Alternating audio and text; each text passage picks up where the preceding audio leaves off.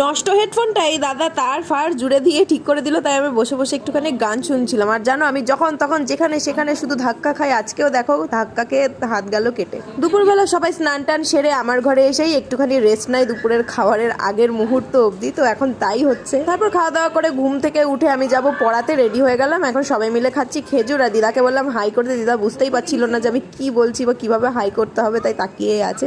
এদিকে মাও শুয়ে আছে। যা গরম পড়ছে বেশি বেশি করে জল খেতে হবে, তোমরাও কিন্তু বেশি করে জল খেও, নাহলে শরীর যদি ডিহাইড্রেশন হয়ে যায় তাহলে আর বেঁচে কুল পাবে না। এদিকে আমার চোখে পড়লো চিয়া সিডের কৌটোটা। অনেক দিন আগে আমি স্কিন কেয়ার করবো বলে চিয়া সিডটা কিনেছিলাম, কিন্তু একদিন দুদিন করে আর করা হয়। এবার ভাবলাম চিয়া সিডটা ভিজিয়ে কিছু একটা শরবত তৈরি করব। তোমরা কি খেয়েছো কখনো নাকি এটা দিয়ে টক্সিক ডিহাইড্রেশন ড্রিঙ্ক বানানো যায়? চলো ট্রাই করেই দেখি। ভিজতে তো অনেক সময় লাগবে, ততক্ষণে চলো পড়িয়ে চলে আসি। এদিকে আমি পড়িয়ে আসি, ততক্ষণে তোমরা চ্যানেলটা সাবস্ক্রাইব করে দাও তো নেক্সট ভিডিওতে কি হবে সেটা জানার জন্য।